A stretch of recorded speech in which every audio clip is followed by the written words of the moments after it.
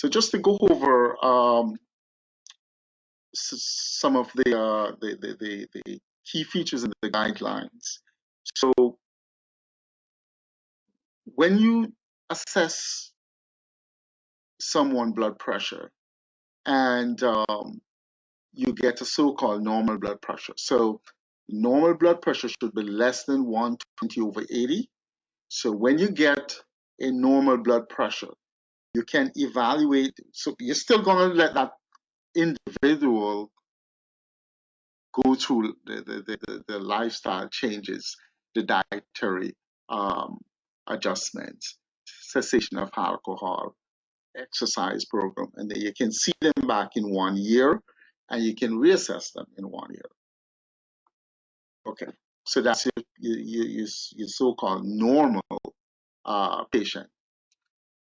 Patient with elevated blood pressure, that is, so remember that with the new guidelines, they recognize the elevated blood pressure category, stage 1 hypertension and stage 2 hypertension. So the elevated blood pressure category, so individuals in that category, they have a systolic blood pressure between 120 and 129, diastolic less than 80. So they're not hypertensive, but they're diagnosed with elevated blood pressure. So you're going to push your non-pharmacological approach. So your diet, so your DASH diet, your Mediterranean diet, you tell them to exercise, cessation of alcohol, and you can reassess them in 3 to 6 months. That is a class 1 indication. So dietary manipulation or non-pharmacological therapy for these patients, class 1. So this is, well, again, remember, when we talk about class 1, this is what should be done for these patients. Just elevated blood pressure. Now we come to our stage 1 hypertensive individual. That is patients with blood pressure, systolic blood pressure, 130 to 139, and diastolic 80 to 89. So remember now, to get into class 1, they just have to have one of these. They just have to satisfy one of these criteria. Also,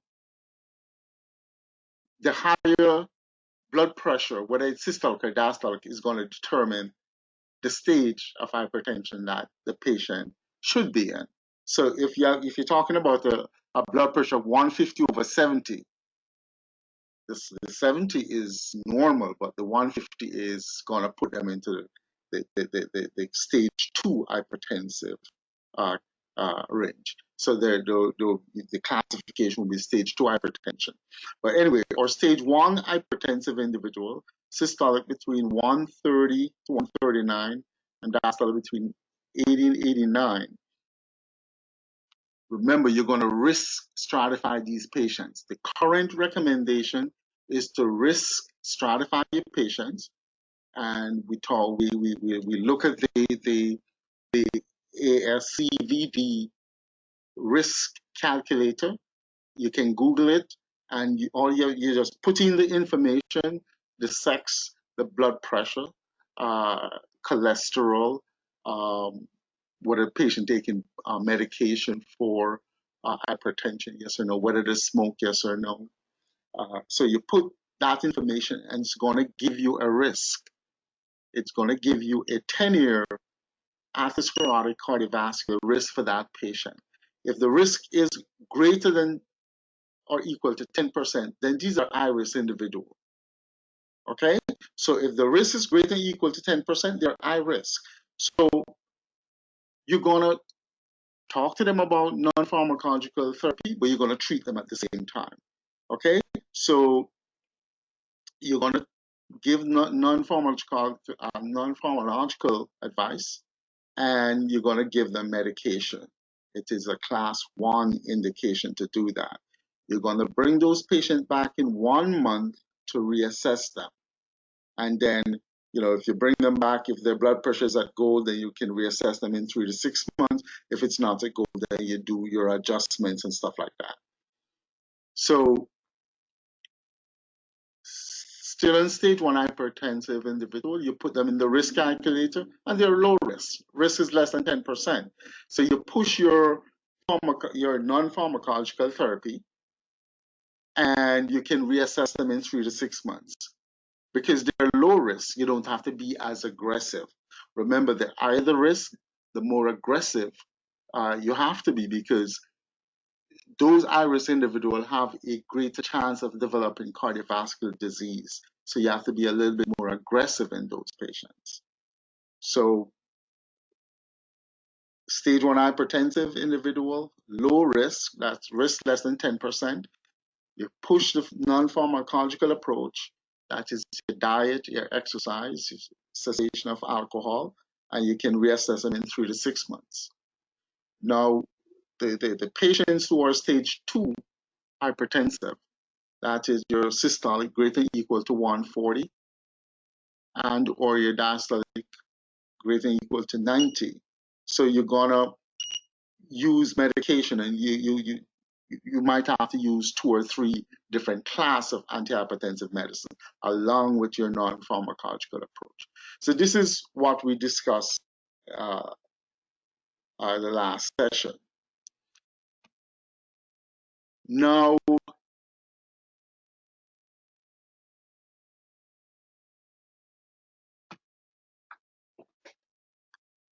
as mentioned before, majority of your patients is going to require at least 2 or more agents. Okay, you remember, you have to start with the primary agents, and the primary agents is your ACE inhibitors, CARBs, your calcium channel blockers, and your thiazide diuretics. You have to think about the comorbid condition of the patient, because that's gonna tell you which medication you need to either start with or introduce later on. So you have to consider the comorbid condition, okay, and the specific classes of medication. All right. So when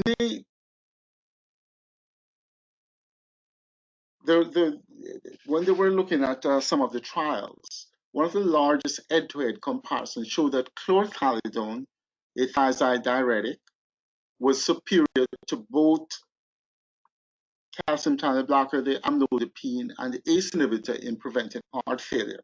And that is why when you look at most literatures, most current literature that talk about hypertension, they want you to use a thiazide diuretic first, okay? Because it was found to be superior to both calcium channel blockers and ACE inhibitors in a head-to-head trial in terms of reduction of cardiovascular disease, morbidity, and mortality. ACE inhibitors was found to be less effective than the thiazide and calcium channel blocker in lowering blood pressure and preventing cerebrovascular accident strokes.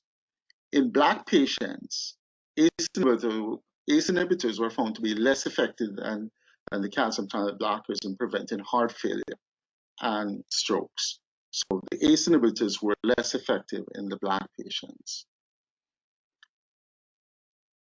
In Black patients as well, so these are little caveats that, sort of interesting.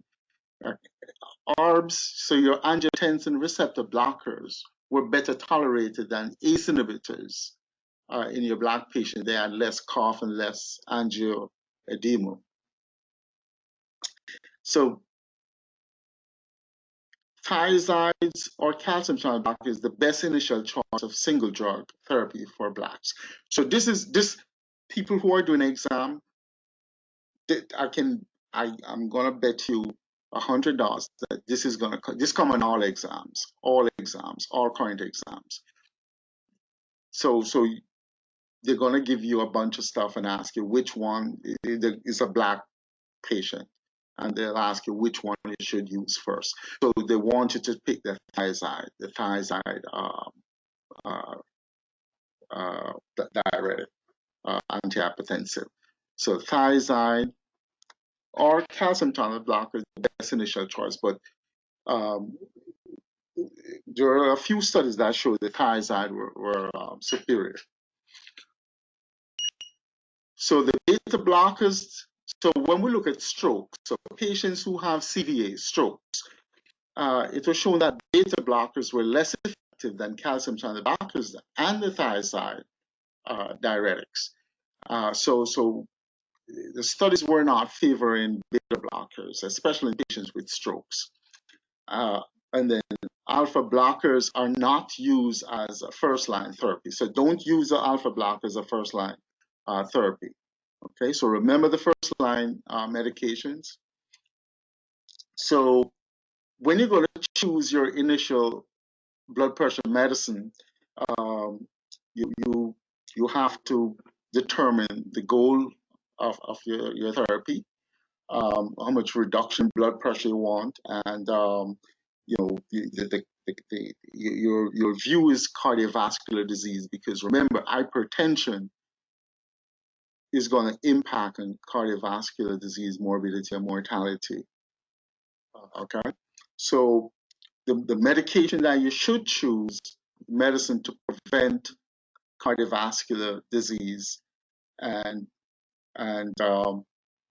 that is why the recommendations are thiazide diuretic, ACE inhibitors,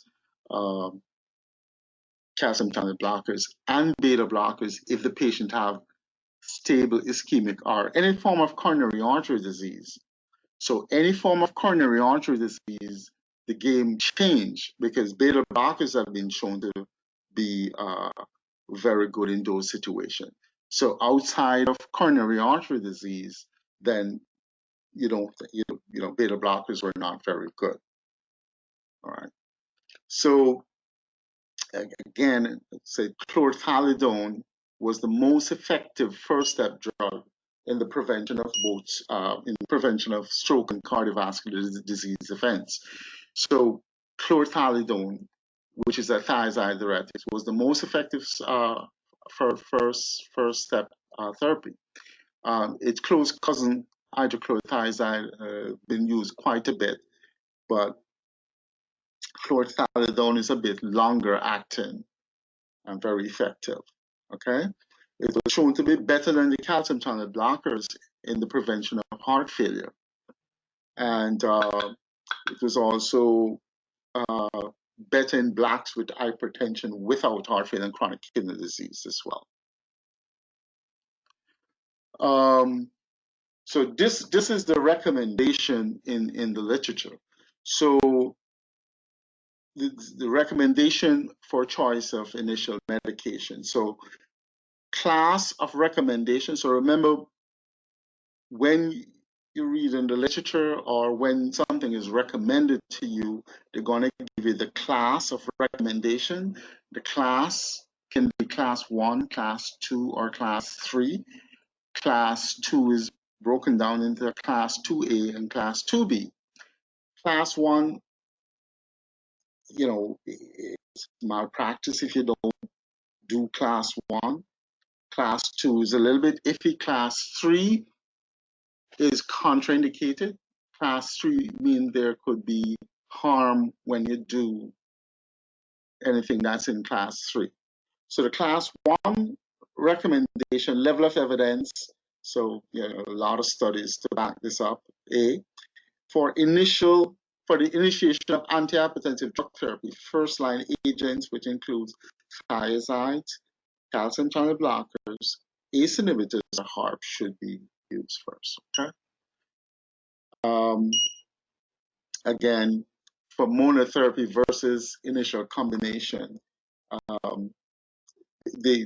again, class 1, initiation of antihypertensive drug therapy with 2 first-line agents of different classes. So you can use 2 of the first-line agent, but different mechanism, either as separate agents, or sometimes they have these fixed combination pills, so you can use them in the fixed combination pills, and then you can make your adjustments. Or class 2A, the initiation of antihypertensive drug therapy with a single antihypertensive drug is reasonable in a patient with stage 1 hypertension. Okay. Um, all right. So most patients will require more than one agent. I mean, those of you who treat patients with hypertension, you know, I never start one medication on any patient. It's usually two or three, in addition to lifestyle modification.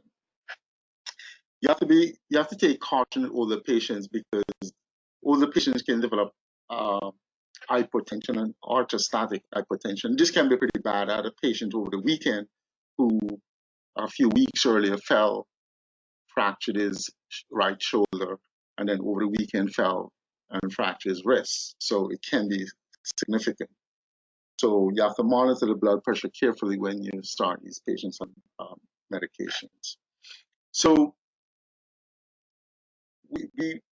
when you start your medication, about 25 to 50% of the initial drug therapy will be well tolerated and effective. So patients will not have any problem and you'll start seeing results.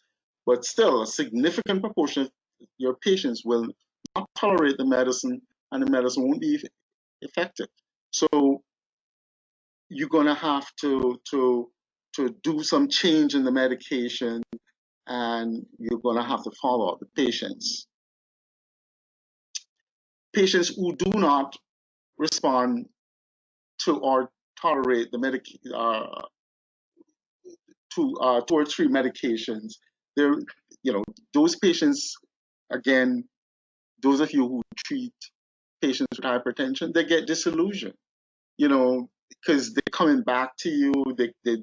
One medicine make them feel sick, and then you change to something else, and you're constantly changing. So they become disillusioned.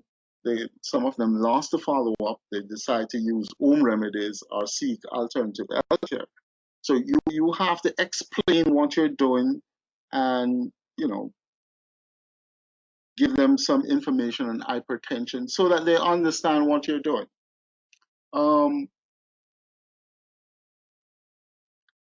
Again, take the patient comorbid condition in consideration, the lifestyle of the patient. Okay.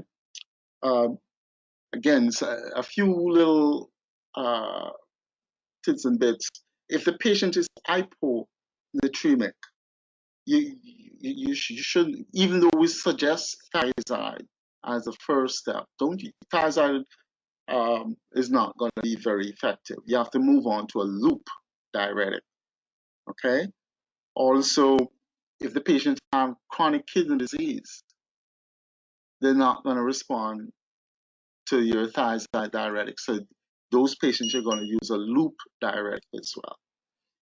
And if they're hypokalemia, consider potassium sparing diuretic. So it's triamterene, amiloride, something like that, or spirolactone.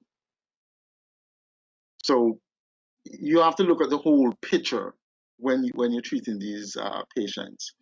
Again, if the patient have a chronic cough, or they had a history of ACE inhibitor-induced cough, you want to probably start with a HARB instead, angiotensin receptor blocker. And the cough can be pretty nasty, so bear that in mind. Your patients with bronchospastic lung disease, patients who have significant asthma, COPD, use a beta-1 selective beta blocker. If they're hypertensive and have stable ischemic heart disease or coronary artery disease, and you need to use a beta blocker, use a beta-1 selective beta blocker, such as bisoprolol or metoprolol. All right. So, all right, let's just we went over that. So, all right. So, again, when you follow up these patients, after you saw them at first and you put them on medication, remember you can use out of office blood pressure monitoring. So the home blood pressure monitoring, you can, if you have a visiting nurse or something like that, or telemed, you can try some strategy so that you can keep a tab on the patient blood pressure and make adjustments accordingly. All right, so hypertension is extremely common in the general population, as we have discussed over and over. So you're going to find a lot of patients who have hypertension with coronary artery disease, with heart failure with reduced ejection fraction, with heart failure with preserved ejection fraction, with chronic kidney disease, with stroke, atrial fibrillation, peripheral artery disease, diabetes, and metabolic syndrome. So you have to know how to manipulate the blood pressure medicine in these individuals, because you can the medicine you choose will impact morbidity and mortality in these patients. So these are a few of the common conditions that you'll find in your hypertensive patient. And if you just know what medicine to pull off the shelf, then you can help them quite a bit. Again, when you have your patient come in to see you, try and do your 10-year risk. You know, you can Google it, put the information in, and get the 10-year risk. And if your patients have a 10-year risk of atherosclerotic cardiovascular disease of greater than 10%, then they're high risk. High risk individual, you're going to be a bit more aggressive. You want to get that blood pressure below 130/80. Below 130/80. And then most of these patients are going to fall into that category. So most of these patients up here, when you put them in the risk calculator, they're going to be high risk. So you're going to be a little bit more aggressive. So again, so these are the guidelines, and that's why they put them. You know, the guidelines. It comes in a very bland form. It said the class of recommendation 1, level of evidence B, in adults with stable ischemic heart disease and hypertension. So these are patients who have coronary artery disease. A blood pressure target of less than 130/80 is recommended. So patients who have had any, heart attack, a stent, if they have angina, stuff like that, you're going to be a little bit more aggressive. You need to get the blood pressure below 130/80. Also, adults with stable ischemic heart disease and hypertension, if the blood pressure is greater than that, they should be treated with medications. Very important. And you'll see this in it when you read your literature. You'll see this. This is guideline determined medical therapy. So what it means is that these are the medicine that they recommend in the guidelines, and we talk about guideline determined medical therapy beta blockers. So patients who have any type of coronary artery disease, you have to use what they call guideline determined medical therapy beta blockers. These are specific beta blockers. These are beta blockers that have shown in studies to help patients who have blockage of the blood vessel around the heart. Okay, and we're going to look at the list of those medicines. Because you can't just use any beta blocker. It has to be specific beta blockers. You also have to use the ACE inhibitors, the HARBs, and if a patient had a previous heart attack or angina, in addition to the first line therapy, you're going to use your guideline determined medical therapy beta blockers. And if they're still having chest pain, they can use calcium channel blockers or a mineral corticoid receptor antagonist. So we're going to go and explain this a little bit more in detail. So getting all the information at once can be confusing, but we're going to sort of tease it out so it's much better understood. So in adults with stable ischemic heart disease and angina, so this is patients with angina and their blood pressure is uncontrolled, you can use a calcium channel blocker, okay, and beta blocker. You can use it as long as the systolic function is not depressed. So, you know, it's very important. If the systolic function is not depressed, you can use it. Systolic function is depressed, you can't use it. Okay. In adults who have had a previous heart attack or acute coronary syndrome, it is reasonable to continue guideline determined medical therapy with beta blockers beyond 3 years. So what they're saying is that you can use the beta blocker in patients who have had a heart attack or if they have acute coronary syndrome. You can use it a little bit longer if you're treating the hypertension. Okay? All right. This is very important. Beta blockers and or calcium channel blockers may be considered to control hypertension patient with coronary artery disease. So patients have a blockage, you know, you use your first line, the pressure is still elevated. You can use a calcium channel blocker as long as they don't have heart failure with reduced ejection fraction. This is crucial. Do not give these patients with heart failure with reduced ejection fraction calcium channel blockers. All right. So when we talk about stable ischemic heart disease, those patients may have heart failure or they may not have heart failure. Okay. These are high-risk patients, stable ischemic heart disease, any blockage. So you're going to be a bit aggressive. You're going to treat the blood pressure to less than 130/80. Going to be aggressive because remember, you put them in the risk calculator, risk greater than 10%. All patients with high risk, you try to get the blood pressure less than 130/80.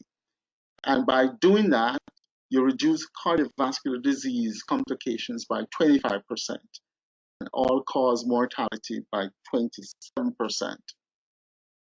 So we were talking about guideline determined or directed medical therapy beta blockers. So these are specific beta blockers that have been shown in studies to reduce mortality and morbidity in patients who have coronary artery disease. And those are carvedilol, metoprolol tartrate or succinate, nadolol, propranolol, bisoprolol, or timolol. So these are the medicines when you're treating someone, say patients have coronary artery disease, previous heart attack, stent, and they have hypertension. These are the medicines, the beta blockers that you want to use. Carvedilol, metoprolol, okay? Some people use bisoprolol. So, you know, we went over this. So, stable ischemic heart disease. If the patient develops chest pain, angina, you can have a calcium channel blocker as long as they don't have heart failure with reduced ejection fraction. So now we come to patients with heart failure. We know that hypertension is present in about 75% of patients with heart failure. Okay, so hypertension is very common in your heart failure patient. Again, when we put them in the risk calculator, they're going to be high risk, and you have to get the blood pressure below 130/80. Your target is blood pressure below 130/80. So in all high risk patients, this is your target. So that's why I say, you know, it's just three numbers you have to remember, you know, 120/80, 130/80, and 140/90. Normal patients should have blood pressure less than 120/80. For your high-risk patient with high cardiovascular disease risk, you need to get the blood pressure below 130/80. If they're lower risk, then get it below 140/90. So just three numbers. All right. So again, our heart failure patient, they're high risk, so you have to get the blood pressure below 130/80. Okay? If the patients have heart failure with reduced ejection fraction, then you have to use guideline determined medical therapy beta blockers, specific beta blockers. And again, you want to get that blood pressure less than 130/80. So high risk, all high risk patients. Okay. And if the blood pressure is not controlled, you can use a calcium channel blocker, not in the patient with heart failure with reduced ejection fraction. And so when we say heart failure with reduced ejection fraction, when you do your echo, patients have an ejection fraction less than 40%. So your patients with heart failure with reduced ejection fraction, that is EF less than 40%, you're going to treat the patients with guideline directed or determined medical therapy. When you do that, it's going to reduce mortality and it's going to reduce heart failure hospitalization. The patient's not going to die as much and they're not going to go to the hospital as much. Okay? Studies have shown that chlorthalidone, which is a thiazide diuretic, reduce the risk of heart failure with reduced ejection fraction more than amlodipine and doxazosin, but similarly to lisinopril. So when we stage hypertension, there's a stage for hypertension, and your stage A hypertensive individual, all they have is risk factors for heart failure. So your stage A heart failure patients, all they have is risk factors, diabetic, cholesterol, high blood pressure. What they're saying, if you're aggressive, you treat them with chlorthalidone, it reduces their risk of developing heart failure. All right. So we're still in heart failure with reduced ejection fraction. Remember, all hypertensive patients should have lifestyle modification. That's one of the things you're going to do in addition to medication if you're going to use medication. So it's weight loss, sodium reduction or dietary manipulation, and then exercise. And we went over that in some sort of detail. Your patient with heart failure with reduced ejection fraction, they should be on an ACE inhibitor or a HARB or a HARNI. So the is the new kid on the block, so to speak, which is your angiotensin receptor neprilysin inhibitor. So if you remember, we went over ACE inhibitors, HARBs. So your ACE inhibitor prevents the formation of angiotensin 2. We know that angiotensin 2 is one of the major culprits for hypertension. Your HARB essentially acts on the target blood vessels and cause the vasoconstriction and stuff like that. So if you can block the HARB working on the receptors to cause vasoconstriction, you can treat hypertension. Your HARNI now is actually a combination of the HARB and a neprilysin inhibitor. So if you remember your mechanism, BNP, so brain natriuretic peptide BNP is very beneficial. It causes vasodilatation. It lets you pass sodium out, and it's like a diuretic. So it does a lot of beneficial things in the body. So if we can prevent the breakdown of BNP, we'll have more BNP circulating. So we'll have more of the positive effects from BNP. And your neprilysin inhibitor prevents the breakdown of BNP. So you have more circulating BNP. So it's beneficial in heart failure. And it actually improves survival in patients with heart failure with reduced ejection fraction. And then mineralocorticoid receptor antagonists and diuretics. So your patients with heart failure with reduced ejection fraction, if you're going to treat their hypertension, you know, these are the medicines that you have to use. These are class 1 medicines. So if you don't use these medicines, you know, it's in the United States, that's not a practice. So you have to use those medicines. And again, when we talk about guideline-directed medical therapy beta blockers, so these are beta blockers, and you have to know that because you can't put them in atenolol. You know, you have to use the guideline-directed medical therapy beta blockers that have been shown to reduce mortality and morbidity in patients with reduced ejection fraction, carvedilol, metoprolol, succinate, and bisoprolol. Okay? All right.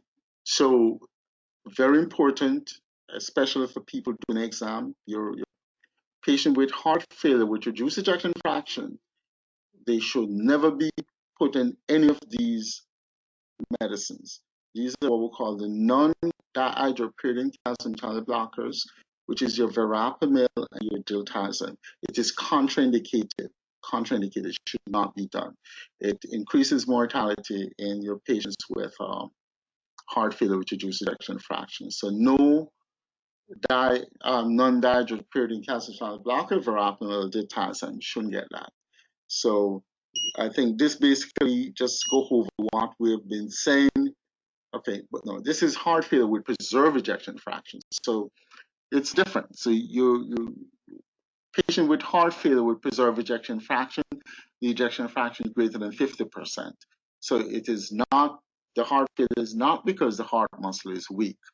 Okay, so in patients with heart failure with preserved ejection fraction who present with symptoms of volume overload, the first medicine you're going to pull for is a diuretic. Okay, so those patients who come to you with hypertension, if they have a diagnosis of heart failure with preserved ejection fraction, the first medicine, if they're volume overloaded, you're going to pull for the diuretic. Okay, so adult patients with heart failure with preserved ejection fraction and persistent hypertension, after you've used your diuretic, then you can use an ACE inhibitor, a ARB, or a beta blocker to titrate the blood pressure down. Okay, so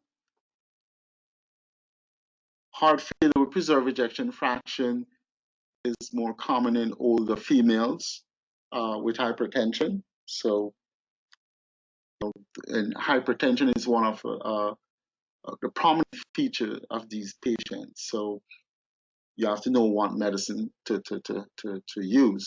If they're volume overloaded, then you're going to use diuretics first, and then you can use your ACE or your ARB. Also, common in these patients are diabetes, atrial fibrillation, hyperlipidemia, very common in those patients. Okay. So again, use diuretics if they're volume overloaded.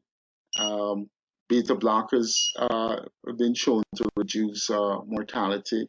Do not use nitrates, nitrates compound. Do not use those. So you know, the ACE inhibitor, the ARBs, and mineral corticoid antagonists is also beneficial. What about your patients with chronic kidney disease? So chronic kidney disease, a lot of your chronic kidney disease patients have hypertension. In some studies, as high as 67 to 92% of your patients going to have hypertension. Again, these patients are high risk. If you put them in the risk calculator, the risk is going to be more than 10%. They're high risk, so you have to treat the blood pressure below 130/80. You're going to use an ACE inhibitor if the patients have albuminuria. And when we say albuminuria, they're passing a lot of albumin in the urine. And if it's more than 300 milligram per day or greater than 300 milligram per gram creatinine, then you can use your ACE inhibitor. You should use an ACE inhibitor. If they're intolerant or allergic to ACE inhibitor, then you can go on to a ARB. You can use a ARB. So essentially, target blood pressure less than 130/80. So we're not going to belabel that. You use the ACE and the ARB. Those are beneficial. What about after renal transplantation? The same thing. You're going to be aggressive. You're going to get that blood pressure below 130/80. However, you're not going to use the first medicine you're going to pull for is not the ACE or ARB. It's a calcium channel blocker. So after renal transplantation, calcium channel blockers. Okay. If you don't treat the blood pressure aggressively in these patients, they may develop what we call target organ damage. They can get a stroke, they can get LVH, they can get ophthalmic damage, and it can further worsen the kidney function. So it's very important to be aggressive in these patients and get the blood pressure down. Again, we talked about patients who have had a kidney transplant. We commonly use calcium urine type of immunosuppressive drugs, and these medicines can cause hypertension. So, you have to be somewhat aggressive. I am going to leave because the cerebrovascular disease is extremely important, and I don't want to, give this lecture at the end of I don't want to talk about this at the end of the lecture, because this is extremely important, and you need to know how to manage these patients. You need to